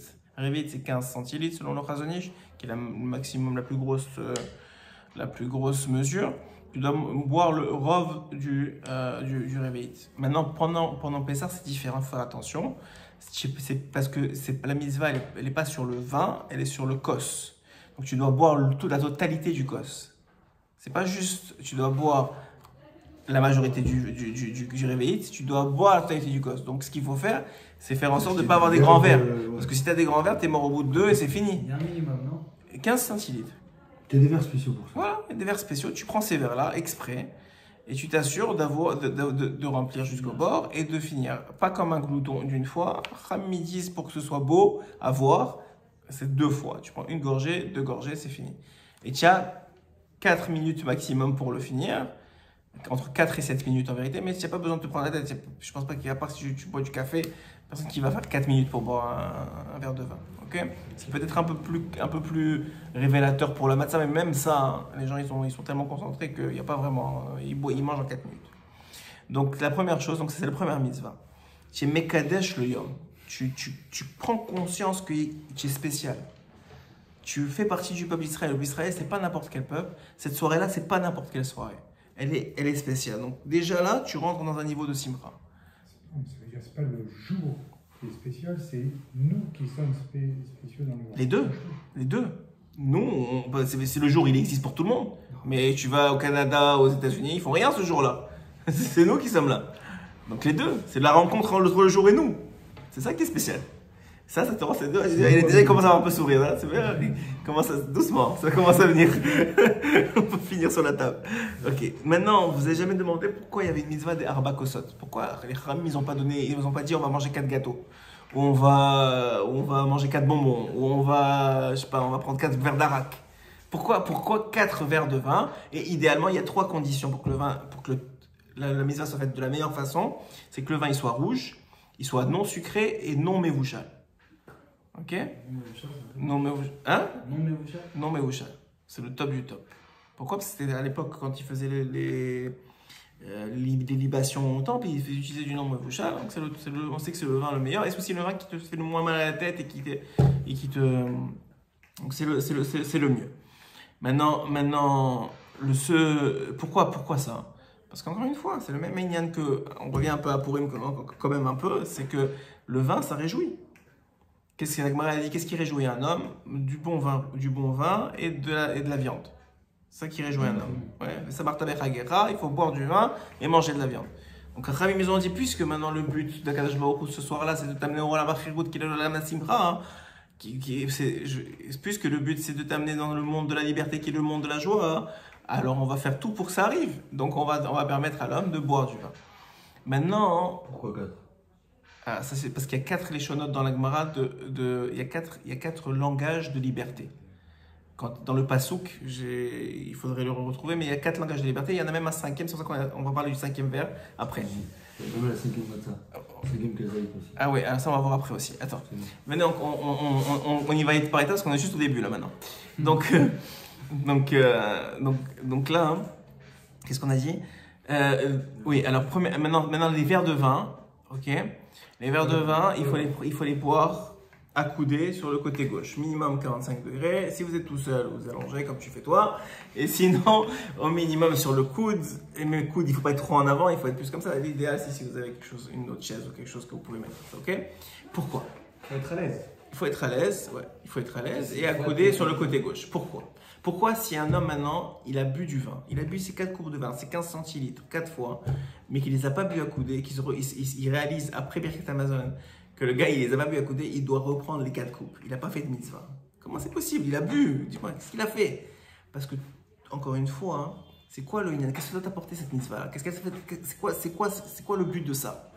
Alors, tout le but, encore une fois, c'est que quand tu vas le boire, comme il a dit, à l'aise. Et surtout, aujourd'hui, c'est pas tellement révélateur. Mais à l'époque, c'était la façon dont les rois et les princes, ils buvaient. Les gens libres, ils buvaient. Et quand tu es esclave et que tu as le droit de manger et de boire comme quelqu'un de libre, tu es heureux. Tu dis, waouh, je suis libre. Donc, si maintenant tu l'as bu comme un pauvre, alors qu'en vérité, tu es riche, tu n'as pas fait la mitzvah. Parce que ça t'a pas amené la joie que ça devait t'amener. Donc maintenant, puisque c'est ça le but, alors maintenant tu es obligé de refaire et de te remettre de côté et de te rappeler que ah waouh, je suis libre. Et je suis heureux d'être libre. C'est un cadeau du ciel d'être libre. Ok? Donc ça c'est la raison pour laquelle, et d'ailleurs c'est la raison pour laquelle et le vin et la matzah, si on ne les a pas fait accouder, c'est deux choses qui sont, si on n'a pas fait accouder, pour les hommes. Les femmes, ici elle n'a pas fait accouder, elles sont acquittées. Et les hommes de plus de 13 ans, parce qu'on considère que les femmes, s'il y a du monde, alors ça peut être considéré parce qu'elles veulent, c'est pas parce qu'elles ont oublié ou parce qu'elles veulent pas, c'est parce qu'elles sont signoutes. Alors on dit ok, il n'y a pas de problème, ça marche. Okay. Mais un homme, il n'a pas de raison de ne pas être accoudé, donc on ne lui permet pas de ne pas être accoudé, et donc il doit reprendre les verres. Ok? Et la matzah. Hein? Quoi? Les femmes, elles ne doivent pas boire du vin. Ça dépend c'est quoi l'effet que le vin a sur elles. Si effectivement elles savent que le vin a un effet négatif sur elles, soit du vin sucré, soit du jus de raisin. C'est pareil pour l'homme. Hein. Si tu sais que l'homme il boit du vin et que son caractère au final il se retrouve à s'énerver. Ouais, bien sûr. C'est vrai aussi, c'est vrai aussi. Mais bon, 4 verres pour un homme, c'est pas tellement. 15 vendredi, tu manges pas dès le matin. Ouais. C'est du vin d'un coup. Hein. Déjà rien que le premier. Après oui. Ça dépend aussi non, tu peux manger dans la journée. Même si tu es béchor, tu peux te faire acquitter par le matin. Mais bon, tu te dis que. Tu peux manger pas beaucoup. Il faut que tu t'arrêtes à manger. Oui, tu peux manger beaucoup. Ça veut dire que tu peux manger des fruits ou des choses qui vont pas être. Si tu veux pas être à jeun, ça te fait du mal. Mais ça veut dire. Il faut aussi manger avec appétit parce qu'il y a beaucoup à manger pendant la semaine de Pessah. Donc tu as raison qu'on mange pas vraiment à vendredi. Mais bon, on va dire que. Je sais pas, peut-être. Mais je ne vois pas que 4 fois 15 centilitres, c'est énorme. Pour moi, je trouve pas que c'est énorme. Peut-être moi, je tiens l'alcool, mais après cette année, je vais taper que je vais dire ça. Paf, quoi? Le secret, c'est quand tu te dis, il n'y a pas de problème, parce qu'il faut. Ah, ok. Je dois les prendre. Et Bédra Tachem, mais je les prendrai. Et jamais aucun souci. Ce qui te casse, c'est la bourra que tu prends après. Non, il faut pas prendre la bourra, c'est vrai, il faut pas mélanger, c'est sûr. C'est celui qui prend sans se le dire, je le prends. Mais en tout cas, donc le top c'est ça. Maintenant, il y en a qui essaient de trouver. Encore une fois, on revient à ce qu'on a dit au début, c'est-à-dire si maintenant tu sais que c'est ça le plus grand sac que tu peux ramasser, tu vas le faire. Pourquoi tu vas prendre un petit sac? Prends un gros sac. Donc c'est ça le principe. Donc pour ça, le top du top, c'est non sucré, non mébouchal et rouge. Ça c'est le top. Un gars il peut pas, il va s'arranger différemment. Ça c'est pour la première, donc c'est Kadesh, ouais. Ensuite de ça, Uchatz, très bien. Uchatz c'est quoi? C'est la deuxième étape, c'est se laver les mains. C'est quand on va se lever pour se laver les mains. Et pourquoi on va se laver les mains? Parce qu'on va tremper le karpas dans un liquide. En vérité, cette halakha-là, elle est vraie toute l'année. Ouais, ça veut dire quand tu as un élément. Tu veux tremper dans un gâteau. Tu fais une tchatchoune. Le biscuit que tu prends dans un gâteau. Un biscuit dans un café. Dans un café, même ça, je sais pas si c'est le derer. Et je sais pas si tu vas toucher le liquide. Mais il faut que la chose elle soit complètement dans le liquide. Par exemple, un meilleur exemple que je repensais, c'est dans un kidouche les olives ou les cornichons. Ça, il faut que tu fasses Netilat Yadayim avant. Maintenant, c'est sans bracha, cette Netilat Yadayim là. Et il y a 7 mashkeh que normalement, qui est le miel, l'huile, le lait, l'eau, le sang, enfin c'est le sang de poisson, ouais. Le miel, c'est le miel, c'est le miel d'abeille. Ouais, c'est le miel d'abeille, c'est pas le miel de date. Et il m'en manque un. Bon, toujours il me manque dans ces histoires-là, mais de toute façon on ne fait pas vraiment ça aujourd'hui. Aujourd'hui, vraiment, ce qui est le plus problématique, c'est l'eau. Et avec le corona, ça fait toutes les mains. Ouais, aussi. Mais pas comme il faut. C'est-à-dire, comme du pain, 3 du côté droit et 3 du côté gauche. Maintenant pourquoi est-ce que ça, c'est un le yain. Je sais pas si tu avais dit. Oui, le vin. Un peu déjà, j'avais dit. Ok, le vin aussi. Et donc maintenant, on va faire Uchatz. Et l'idéal, c'est que entre Uchatz et la troisième étape, qui est le fait qu'on va manger le karpas, enfin pour réparer la dama, on va tremper dans de l'eau salée et on va manger le karpas. Il faudrait ne pas parler, puisque l'un devrait être lié à l'autre. Ok? Maintenant, si quelqu'un il parle, tout ce que je vous dis, je dis ça aussi hier au Shiur, tout ce que je vous dis, c'est seulement pour vous. Vous n'êtes pas là pour faire la police le soir de Pessah. Il n'y a pas de police le soir de Pessah. C'est pas genre, ah, mais t'as oublié, ah, mais... Je ne sais pas ce qui se passe autour de moi. Sinon, tu n'es pas dans le programme Akhirut, tu ne vas jamais y arriver. Déjà, il faut que tu te coupes de ce qui se passe autour de toi. S'il y a quelqu'un qui a besoin de toi, ta femme, c'est pas de problème, mais ça veut dire venir toi dire t'as oublié ça, t'as fait ça, oublie, ça n'existe pas. Il n'y a rien qui existe autour de toi, c'est fini. Pessah, il est rentré, Il y a une bulle qui s'est finie là, comme ça. En général, hein? Même pour toute l'année. Ouais, mais c'est pas tout le monde qui arrive pour toute l'année. C'est pas un travail facile. Mais on va dire Pessah, c'est particulier. D'accord? Maintenant, quelque chose d'important pour nous, c'est que le karpas, lorsqu'on va le manger, il faut prendre un tout petit bout, c'est-à-dire moins que kazaït, et en vérité un tout petit bout. Pourquoi? Parce que sinon tu vas te rendre chayav de bracha chahona. Et tu as un problème de bracha chahona parce qu'après ça, il y a la chassa, il y a le maror. Le maror, c'est la laitue, qui elle aussi doit être acquittée par le poré adama de ton karpas. Alors, si tu as mangé trop et que j'ai chayav de quelque chose, alors tu devrais faire la bracha chona et refaire le poré adama sur le maror. Si tu penses au maror. Non, mais encore une fois, karpas, tu es censé. Maintenant, si tu te rends obligé de faire bracha chona, il n'y a pas de bracha chona, on est censé aller jusqu'à l'horaire. Ok, donc il y a un problème de te rendre obligé de faire bracha chona alors que tu vas faire motzi juste après. Ok, tu viens d'annuler une bracha chona, ça marche pas. Alors le truc, il faut le prendre le plus petit. Nous, on sait ça. Quand tu fais un kiddush avant, quand tu fais un petit apéro avant le kiddush, ouais. Quand tu fais les brachot. Ouais, il faut pas. C'est la même chose. La même chose. Tu peux pas manger plus que kazaïd. Ok, ça va. Non, il n'y a pas de marloquette. C'est plus que kazaïd. Il faut pas. Pourquoi? Ouais, c'est toi qui rentres dans la marloquette quand tu fais ça. Maintenant, pourquoi le maror n'est pas acquitté par le motzi matzah? Parce que normalement, on considère que le maror, c'est pas partie du repas. C'est pas comme un. Non, là pendant Pessah. Que pour Pessah, parce que du coup, voilà, c'est à part. Voilà, qui est à part. Donc là, il est quitté pas comme Adama par le truc. Donc normalement, quand tu fais bourré péri Adama, tu penses aussi au maror, à quitter le maror. Ah oui, je vous ai oublié de vous dire que dans le Kiddush, il y a Shechianu. Dans ce Shechianu là, tu dois acquitter toutes les mitzvot du Seder, les 64. Bon, on ne les connaît pas tous, mais ça veut dire que tu penses que toutes les mitzvot sont acquittées par ce Shechianu là. Ça aussi, ça amène une grande simra. Ok? Maintenant, entre le moment où tu as mangé ce karpas-là et la prochaine étape que tu vas couper, ouais, la massa du milieu, normalement, il y a un problème, parce que tu vas refaire les tilash yadayim. Ouais, mais normalement, tu refais les tilash yadayim la main propre, puisque tu as fait les tilash yadayim. Pourquoi tu vas refaire les tilash yadayim? C'est pas non, t'as plus les mains propres, tu as trempé un truc. Ouais, mais ça c'est pas, ça te parle de tamer, ça ne rend pas tamer de faire ça. Ok. En principe, c'est pas un problème ça. Pourquoi? À partir du moment où de toute façon on a eu toute la gada, peut-être qu'on a gratté à un endroit. Ah, ça c'est ça. Si tu as gratté, il n'y a pas de problème. Oui. Si tu as fait ça ou ça, mais involontairement, mais si tu as fait exprès de faire ça, alors ça veut dire que tu as provoqué le fait de refaire la tchèche. Ça c'est un problème. Alors, les Rami nous sort du problème, c'est un problème qui n'en est pas un, en disant que de toute façon tu as essayé d'arrêter, c'est-à-dire ta tête elle s'est sortie de l'histoire, et donc à ce moment-là tu es obligé de refaire la tchèche de toute façon. Donc ça c'est juste pour vous dire. Mais on va prendre maintenant le yachat, ça veut dire on va prendre les trois matzot du milieu qui selon le Harizal c'est Cohen, Lévi, Israël. Et le Ben Ishraï dit que en vérité, le Ben Ishraï dit que tout le but de ça c'est de transformer 3 en 4. C'est quoi transformer 3 en 4? On a 3 matzot et on en veut 4. Pourquoi on en veut 4? Parce qu'il dit le Ben Ishraï, celle du milieu, il faut que ce soit un he, un dalet et un vav qui ressemble à un he, mais c'est presque impossible à faire en vérité.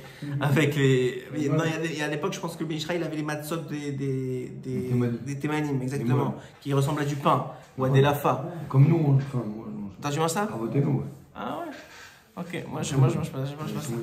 Ah ok. Alors, moi je n'ai pas l'habitude de manger ça, je mange celle qui se casse, donc c'est presque impossible en cassant que tu fasses un dalet et un vav. Mais bon, tu peux penser, juste en pensant à le faire. C'est compliqué quand même de faire des formes de Shabbat, hein, aussi. Attends, dans le Shabbat, on peut même pas. Ouais, mais c'est pas une écriture, c'est-à-dire que tu coupes, tu déchires en vérité. Mais ouais, peut-être j'ai jamais pensé à ça, que ce Shabbat c'est un problème. Je pense pas que ce serait un problème, vraiment. Mais bon, on va continuer. Bon, il faut avoir la kavana, quoi. La kavana de faire ça. Pourquoi? Parce que une fois que tu as 4 matzot, donc la grande partie c'est la ficomane qui va être gardée par un de tes enfants, ou si toi tu la gardes pour qu'il la trouve, qu'il y ait un prix à la fin pour qu'il tienne mange qu'à la fin. Ça, chacun il gère comme il veut. Et la petite partie entre les deux autres. Maintenant, pourquoi un dalet, je vous ai dit un dalet et un yud qui en vérité un he? Parce que le Ben Ishraï dit que les 4 matzot ça doit correspondre à yud ke vav ke. Donc en vérité tu es en train de dévoiler le nom d'Hachem à travers les matzot. C'est un truc assez spécial. Le Ben Ishraï il a une grande sikha sur ça. C'est pas vraiment de notre niveau. Mais c'est important de comprendre aussi qu'il y a un dévoilement d'Akadosh Baruch Hu à travers les matzot. Maintenant, pourquoi il y a besoin maintenant? Il va te rester 3. Parce que quand tu vas faire, tu as 2 brachas, tu as celle de Amotzi Lechem Min Haaretz et tu as Alachilat Matzah. Oui? Maintenant, quand tu fais Amotzi Lechem Min Haaretz, tu peux pas faire, enfin tu peux, mais c'est Shabbat, c'est la fête. Normalement, on fait Amotzi Lechem Min Haaretz sur Lechem Mishné, sur 2 pleins. Donc c'est pour ça qu'on a celle du haut et celle du bas. Mais pourquoi on a besoin de celle du milieu? Parce que la Achilat Matzah, c'est quoi? La mitzvah de la Matzah, c'est la mitzvah d'un ani, d'un pauvre. Et le pauvre, en général, il n'a pas un grand morceau. Maintenant, je ne vous ai pas dit autre chose. C'est pourquoi c'est... à chaque fois que je me rappelle. Pourquoi... Je vous ai dit d'abord, donc on a dit Kiddush, on a compris pourquoi ça nous amène au but. Mais Karpas, en quoi ça nous amène au but? C'est ça, en fait, c'est là que je me pose. J'ai sauté plein de trucs. Alors, à chaque étape, tu dois avoir la joie. Voilà, alors c'est quoi? C'est produits amers que tu manges. Alors, exactement. Alors, et tu t'accoutes pas, etc. Alors, il y a un yann comme ça. Que, premièrement, on trempe dans l'eau salée parce que ça nous rappelle les pleurs de nous. Ok, mais quelqu'un qui se rappelle de comment ça a été difficile, ça ne même pas en joie. Il ne faut jamais revenir au passé, il faut toujours. Tu as raison. Mais quand ce passé-là, il te rappelle que tu en es sorti. Quand quelqu'un, quand il était alcoolique ou je ne sais pas ce qu'il était, il se rappelle de ça. C'est vrai que ça lui fait un pincement au cœur, mais il réalise où il en est maintenant. Il est avec sa famille autour de la table, il est sorti de tout ça. Hein, alors ça lui amène une certaine joie. La première chose. Deuxième chose, c'est parce que ça vient te rappeler aussi Karpas. Je ne me rappelle plus qui dit ça. Je pense que c'est Rabbi Nathan, je ne suis pas sûr. Mais Karpas, ça vient rappeler le Ketunet Passim. C'est quoi Ketunet Passim? C'est le cadeau que Yaakov Avinu il a fait à Yosef. Pourquoi ça, on vient d'Afka à ce moment-là rappeler ça? Parce que ça vient, le soir du Seder, ça vient aussi réparer pas seulement la faute d'Adam Arishon, comme on a dit, de la tristesse, mais aussi la tristesse des frères de Yosef qui les a amenés à le jalouser parce qu'ils étaient tristes, ils étaient heureux, ils n'auraient pas jalousé leur frère. Pas de jalousie qui est un homme heureux, il s'en fiche des autres. Alors, et donc ça vient réparer même cet aspect-là. Donc il y a aussi un aspect de réparation. Encore une fois, la réparation, c'est censé t'amener la joie. Parce que tu as un tikkun, tu as une réparation qui est possible. Ok, ça c'est pour la deuxième étape. La troisième, non, c'est la troisième étape déjà. La quatrième étape, pourquoi est-ce que c'est une joie? Alors encore une fois, si on pense comme le Ben Ishraï, on dit que c'est un dévoilement d'Akadosh Baruch Hu, alors on participe au dévoilement d'Hachem. Ça devrait être une joie extraordinaire de pouvoir dévoiler Akadosh Baruch Hu à travers les matzot. Maintenant, la deuxième chose, encore une fois, si tu dis que c'est, comme l'opinion la deuxième, que c'est parce que c'est un lechem oni, c'est-à-dire c'est le pain du pauvre, alors il y a deux façons de comprendre. Et la première, c'est que on n'est plus pauvre. Grâce à Dieu, on a de quoi manger. C'est juste qu'on veut se rappeler comment on était. Et comment Hachem nous a sortis de ça. Ça, c'est une première chose. La deuxième chose, c'est qu'on y dit Rabbi Nathan, c'est aussi on est. C'est-à-dire, vous allez remarquer que lorsqu'on va commencer la Haggadah, on va raconter, parce qu'il y a une mitzvah de raconter, c'est une très grande mitzvah d'ailleurs, de raconter toute la sortie d'Égypte, comment Hachem nous a fait sortir et tous les miracles qu'il a fait pour nous. Ça aussi, ça amène beaucoup de simra. Et cette mitzvah-là, alors à ce moment-là, vous allez voir dans la Haggadah, on va vous demander de découvrir les matzot. Alors il dit, Rabbi Nachman, il dit pourquoi on fait ça? Parce que maintenant, lorsque toi tu vas raconter les louanges d'Akadosh Baruch Hu devant ces matzot-là aussi, elles absorbent tes paroles et elles absorbent la émouna que tu mets dedans. D'ailleurs, Ramim disent que c'est une des choses qui affecte le soir de Pessah, le Seder de Pessah, c'est une des choses qui affecte le plus un enfant. Dans toute l'éducation que tu peux lui donner, le Seder de Pessah, c'est quelque chose qui le touche particulièrement. Alors, il dit pourquoi? Il dit parce que le lechem, la nourriture, elle vient absorber toute la émouna que tu dis maintenant, que tu racontes tout ce qui s'est passé, tous les miracles, et lorsque tu la réinjectes, elle se retransmet à ton cerveau, aux autres organes de toi, elle redistribue. Pas seulement dans ta parole, pas juste Pessah. Vous allez remarquer aussi, je ne vous l'ai pas dit, que toutes les 64 mitzvot sont tous faits avec la bouche. Que ce soit la chila ou la raconter, ou bien tout avec la bouche. Et donc en réalité, ça vient redistribuer à l'intérieur de toi toute la émouna que tu as perdue avec toutes les années qui sont passées depuis l'exil. Ok? On continue. Donc la cinquième étape, c'est raconter. Et Yud Kelofri avec les matzot, comme tu es en train de dire, il n'y aurait rien à voir avec justement tout le principe de la sortie d'Égypte. Ouais. Vaïra, je vais te montrer maintenant à Moshe. Oui. Il dit à Moshe, attends, tu vas voir, j'ai donné le nom Elohim à Abraham, Yitzhak et Yaakov, et je ne me suis pas encore dévoilé en tant que Yud Kevavke. Et c'est à partir de Pessah où il se dévoile en tant que Yud Kevavke. C'est à partir, oui. C'est. Ouais, tu as raison. Ouais, il y a un Inyan dans ça. Ouais. Je ne me rappelle pas si le Ben Israël en parle comme ça, mais ça fait beaucoup de sens ce que tu dis. Bien. Très bien. Maintenant, donc techniquement, combien de kazetot maintenant qu'on va manger là? Il y en a Arba, il y en a 5. Il y en a qui font 4, il y en a qui font 5. Il y en a qui font, en vérité, le minimum c'est 3. Okay. Il y en a que tu peux, si tu es vraiment, encore une fois, celui qui veut trouver des trucs, ou qui est malade, ou qu'il est pas bien, 3 c'est le minimum. Pourquoi 3? Un kazaït, et d'ailleurs, oui, une autre chose. En préparation, avant que rentre Pessah, il faut que tout le monde, vous ayez préparé des sakits, vous ayez pesé vos trucs. C'est pas comme tu vas commencer à distribuer. Hein? C'est quoi? Les kazitot. C'est quoi kazitot? C'est des matzot. Ouais. Où les kazaïts sont déjà prêts. Ah, ok. Mais ils sont déjà coupés? C'est des ronds. Matzot, shumurot, avodat, yad. C'est des molles. Épais, molles. Ok. Chacune pèse kazaït. Ah ouais? Je les vends en magasin. Ça m'a transformé mon Pessah. Ah c'est magique, t'as pas besoin de peser, tu prends, tac tac, bien sûr. Ouais, c'est incroyable ça. Je savais pas. Tu faut manger des molles. Non, ouais, c'est pas forcément molle, c'est pas mal. Ramar food et tout, nickel au niveau de la cage. Ah ouais? Je savais pas, tu vois. Il y a plusieurs avis, c'est le kazaït aussi. 32, 33, je pense que tout le monde sait que c'est kazaït. Bon, en tout cas, moi je suis encore à la sensation, moi je suis encore aux Antiquités, je suis encore en Égypte, je les casse et je les pèse avant la fête et j'ai des sacs. Hein? Tu manges une entière pour avoir kazaït de dur. Non, c'est 3 quarts. Non. 3 quarts à peu près. Ouais, c'est 3 quarts, 3 quarts. Peut-être. Moi je les pèse, la vérité je les pèse, je les mets dans un sac et je les devant chaque invité, comme ça il n'y a pas de casse-tête. Tout le monde a normalement, la plupart ils prennent 4, moi j'en prends 5. Pourquoi? Alors, je vous ai dit c'est quoi la différence. Premièrement, le minimum c'est 3. Pourquoi 3? Un au moment de Motzi Matzah, un au moment de Korer, ok? 30 grammes que tu mets le soir, que tu mets la chassa dedans et tu coupes les Hillel, et un au moment de la Fikoman. Ok. Le Baal Habayit, le minimum que lui il peut faire, c'est 4. Pourquoi? Parce que Motzi Matzah, il ne peut pas faire moins que 2. Donc il a 2, 1, 1. Ok? Pourquoi lui, il est obligé. Mais si tu veux faire comme lui, donc en fait, si tu es limité à 3, le premier, le Motzi Matzah, tu en manges un seul. En fait, tu dois manger 2, c'est ça? Oui, toi tu peux manger autant que tu veux, mais c'est-à-dire le minimum. Le minimum. C'est 1, 1, 1. Ok. Maintenant, pour le Baal Habayit, c'est 2, 1, 1. Okay. C'est le minimum. Maintenant, le mieux, c'est 2, 1, 2. Pourquoi? Parce que le dernier de la Fikoman, c'est quoi la Fikoman? C'est Zecher de Korban Pessah. Maintenant, le Korban Pessah lui-même, il était mangé avec la matzah. Donc il y a un kazaï de Korban Pessah et un kazaï de matzah. Ok, maintenant il y en a qui disent non, moi je mange juste Korban Pessah, pas de problème, fais ce que tu veux. Tu t'éclates. Mais ça compte pas tout ce que tu vas manger pendant le repas. Que tu manges pas beaucoup normalement, mais c'est pas le repas. Aussi un conseil, les gens ils veulent absolument donner des shiur de Torah ou des histoires pendant le seder.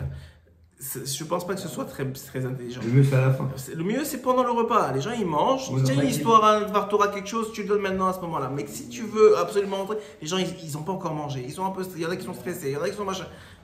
Tu fais ton CDR, les gens ils voient que ça avance, ils comprennent que c'est truc. Comme ça, moi j'ai comme ça j'ai senti quand je le fais moi. Mais peut-être que ça change en fonction des familles. C'est sûr c'est dans une table de famille des Chachamim, mais que chacun il sort des Chidushim, c'est notre histoire. Mais de façon générale. À 4h du matin parce qu'on faisait hébreu, arabe, français. Ouais. Alors il y a un problème avec ça, c'est que la Fikoman doit être normalement mangée avant Chatzot Halayla. Chatzot Halayla aujourd'hui c'est minuit 45, tu peux vérifier en France, c'est pareil. Peut-être un peu plus qu'ici, mais ça veut dire. Là, on fait initier à. Non, en France, c'était un plus gros problème, au contraire. Mais alors, je te dis pourquoi est-ce que la Fikoman doit être mangée avant Chatzot? Parce que le Korban Pessah était mangé avant Chatzot. Minuit 15 Minuit 40. Minuit 40, c'est ça, je pensais minuit 40, 5 40. Avant minuit 40. Ce qui est bien, on a le temps, mais ça veut dire minuit 40, tu dois avoir mangé la Fikoman. Après ça, tu peux faire le Hallel après, il n'y a pas de problème, tu peux chanter Chad Gadia, tu peux jusqu'à le bout de la nuit si tu veux. Mais au moins la Fikoman, il faudrait l'avoir mangé avant, puisque c'est Zecher du Korban Pessah, que ce même Korban Pessah n'avait pas le droit de manger après. Alors ça fait du sens de faire comme ça. Maintenant,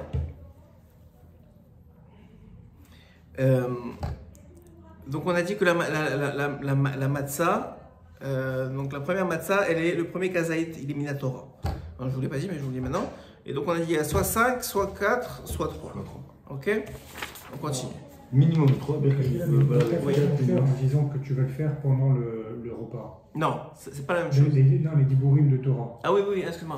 Il n'y a pas juste un lien de se dire, mais on doit raconter la sortie d'Égypte quand les 3 matzot elles sont là devant nous, alors que si tu as déjà coupé Motzi Matzah, elles sont la Gemara elle-même elle dit, si tu as dit Matzah, Zoho, et tu t'es acquitté. Mais tu racontes l'histoire, je t'ai pas dit de ne pas lire la Haggadah, on lit tout la Haggadah. Mais ça veut dire dans le je sais pas, encore une fois, moi, c'est possible que tes enfants ils kiffent et qu'ils s'en fichent et tu as des moments et que tu peux gérer différemment. Je dis pas le contraire. Je dis que moi j'ai remarqué que des fois, si surtout il y a beaucoup d'adultes, c'est difficile pour eux qui voient en plus que la Haggadah et en plus qu'il y a des histoires. C'est pour ça qu'on fait par terre. Comme ça, moi, t'as pas de notion de la table, les trucs carrés, etc. C'est vrai, ça change. C'est vrai. Comme ça, même chez tes parents, comme ça, c'était tout. Chez ma grand-mère, on était 90 comme ça. Tous par terre? Tous par terre. Les femmes d'un côté, les hommes d'un côté. Et comme il n'y avait pas des roues à Marseille, les femmes dormaient dans les chambres et les garçons dormaient par terre avec les enfants. Ah ouais? Ah, c'était magique. Tu vois, c'est des choses que je te rappelle. Ça, c'est mes souvenirs, c'est ancré en moi. Mais voilà, tu vois, Pessah, c'est un truc spécial pour les moi, c'est incroyable. Moi, je sais raison, c'est vrai. Ah, c'est pas mal, j'entends ça. Très bien. Maintenant la mitzvah du maror. Alors, la mitzvah du maror, elle est midera banane. C'est aussi un kazaïd qu'il faut préparer à l'avance. Je sais pas maintenant s'ils ont préparé encore déjà des trucs, mais c'est aussi 30 grammes que tu as à peu près deux feuilles en général. 2 feuilles. Il faut. Nous, on adore la charoset, oui, mais il faut quand même que tu goûtes le maror. Sinon, ça fait pas. Il faut que tu goûtes la laitue, ça veut dire. Donc, il faut pas trop en tremper. Vous avez remarqué qu'il y a plusieurs trempages au fur et à mesure de la Gada. Mais et encore une fois, tout le lien du maror, c'est pas seulement que on veut te forcer à manger quelque chose qui est mauvais. On veut te rappeler que tu en es sorti. C'est toujours la même manière. C'est pas qu'on maintenant on veut te dire, ah tu vois, ressens ce que tu as ressenti en Égypte. Non, au contraire, je ressens que maintenant tu en es sorti de tout ça. T'es plus obligé de manger que ça. Ok, c'est toujours la même idée. Pourquoi on rajoute le charoset?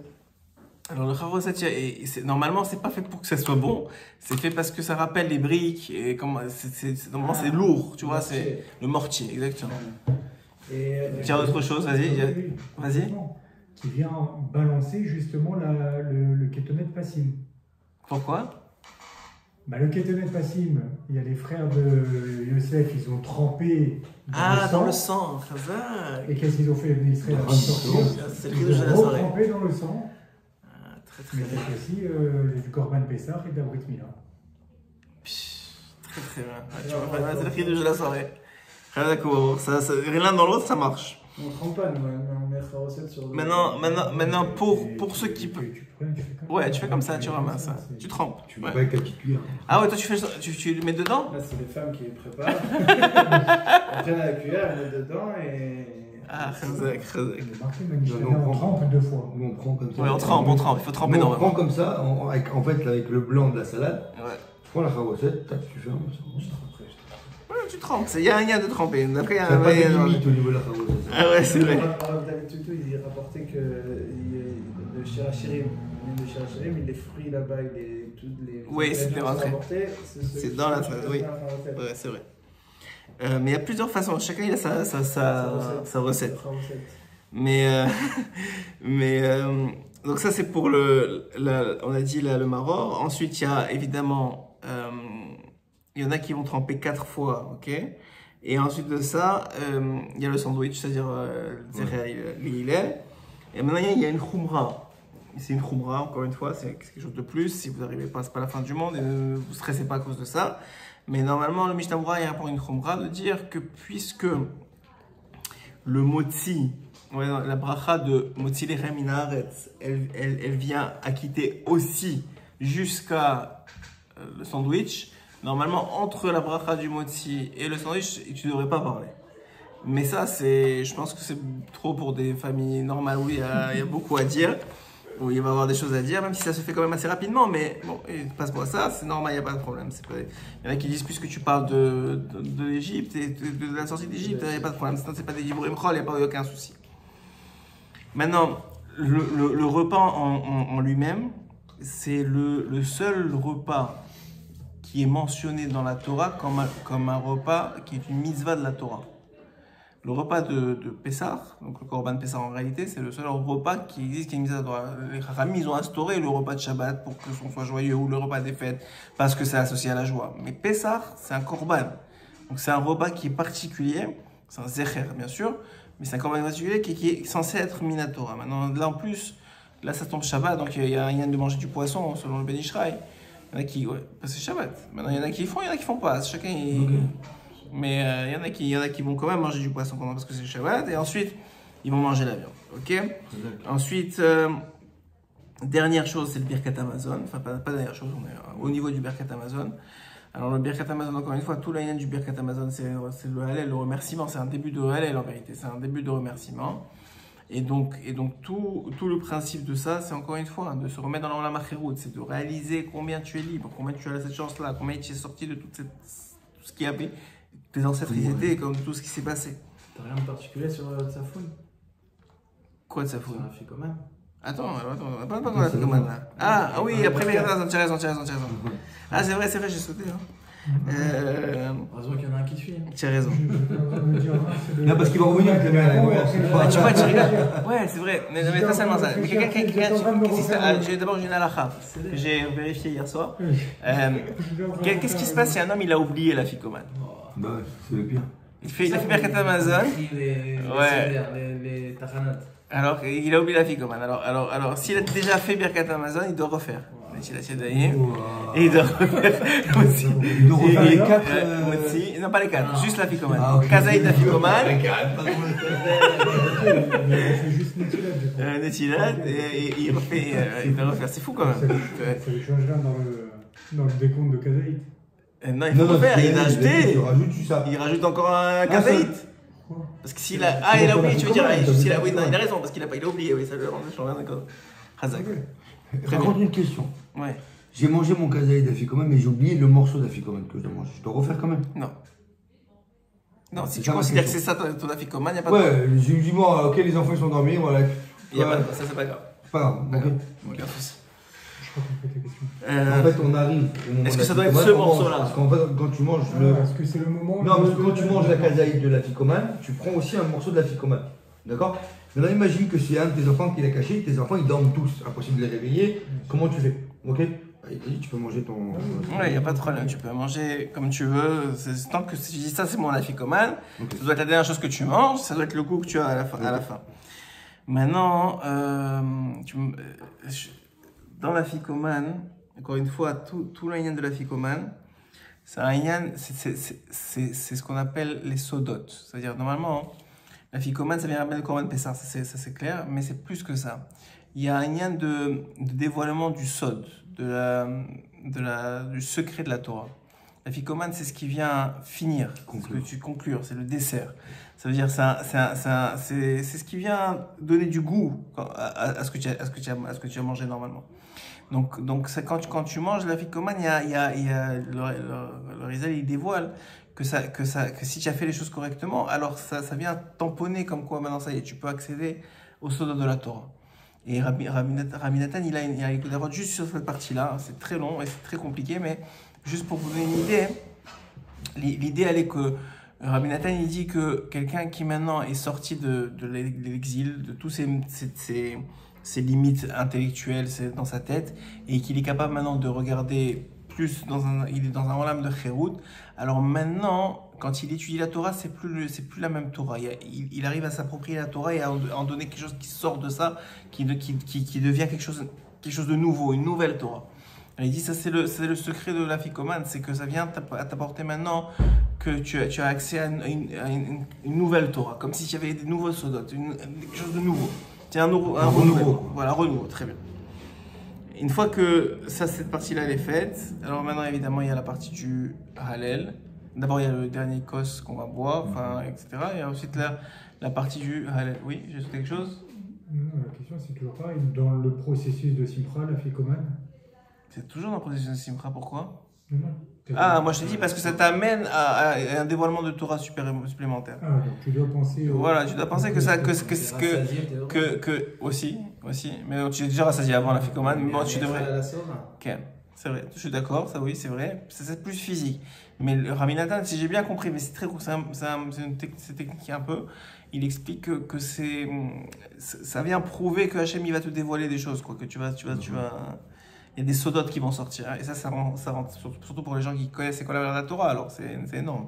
Déjà, t'as les 4 verres pour Ouais, ça c'est Par contre, dis-moi, sur le vin, tu avais dit peut-être 5 verres. Non, en vérité, il y a marloquette, est-ce qu'il y a 5 léchonotes ou 4 léchonotes? Donc il y a un 5e verre, tu as raison, c'est juste ce moment-là. Il y a juste avant le halel, celui de quoi? De la fin, après le halel, complètement à la fin. Non, mais une fois qu'on a fini le 4e verre, on remplit le verre des Yahanavi. Non, nous on le fait tout le temps. Mais même pourquoi est-ce qu'on appelle ça le verre des Yahanavi? Alors, c'est devenu que... Parce que je pense que les parents, ils avaient oublié l'explication, alors ils ont dit à leurs enfants, il vient ce soir. Mais c'est pas ça la réponse. La vraie réponse, c'est que dans la Gemara, quand il y a une marloquette et qu'on ne sait pas c'est quoi la vérité, alors c'est écrit souvent Teko. Teko, c'est quoi Teko? Ça veut dire quoi Teko? C'est les rachetevot que va venir Eliyahu Hanavi dévoiler c'est quoi la vraie réponse. Pourquoi? Parce que quand Mashiach va venir, ça va être dévoilé. C'est qui annonce le Mashiach? C'est Eliyahu. Donc maintenant, comme on ne sait pas s'il y a 4 ou 5 vers, alors on appelle ça le 5e vers d'Eliyahu Hanavi. Parce que Eliyahu Hanavi va venir, il va dévoiler. C'est pour ça souvent aussi qu'on va ouvrir la porte. C'est pour dire, voilà, viens maintenant, ça y est, que le Mashiach vienne et qu'on puisse être délivré. Et que tu puisses nous apporter la question, est-ce qu'on doit boire ou pas ce 5e verre? En fait, il n'est pas pour lui, il est pour nous. Mais c'est ce qu'on ne sait pas si on le boit, alors on le garde comme ça. Ok, donc en fait, juste une question, le balabé. Vous remplissez depuis le début? Non, tu remplis. En tout cas, moi personnellement, je pense que Malagada c'est la même chose. Le verre d'Eliyahu Hanavi, tu le remplis toujours à la fin? Moi je le remplis à la fin, c'est ça. Quand j'ai fini le 4e verre, je remplis. Et après, que tu fais quoi? Je le laisse sur la table. Tu le laisses sur la table, tu ne bois pas quoi? Je ne bois pas. Ok. Je laisse sur la table, je le recouvre et je bois. Sur le matelas, ils le font tomber. Non, Sur le matelas, sur la table. Non, le parterre. Hein? Tu verras, moi dans Malagada, c'est comme ça que c'est écrit et je pense que nous on le remplissait toujours au début. Toi aussi? Ouais, on remplissait au début. Dès le départ, quoi. Dès le départ, il était au milieu. Vous êtes quoi, vous? Vous êtes pas le grand verre, mais on mettait un verre pour lui en La vie. vie, Et un jour, mon fils qui s'appelle Léo, il a pris, il a vu les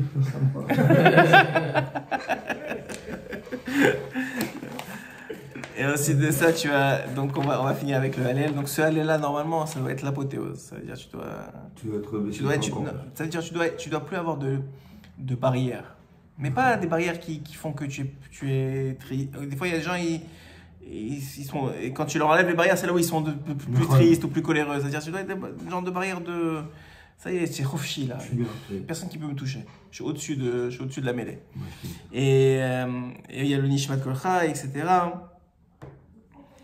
Et alors il y a plusieurs, il y a des gématriotes, il y a 50 paragraphes dans la Haggadah parce que c'est les 50 degrés de pureté qu'on atteint au fur et à mesure de la soirée. C'est écrit qu'il y a 1820 mots dans la Gemara parce que ça correspond aux 1820 fois que... Excusez-moi, il y a 820 mots dans 820 noms d'Hachem qu'il y a dans la Torah.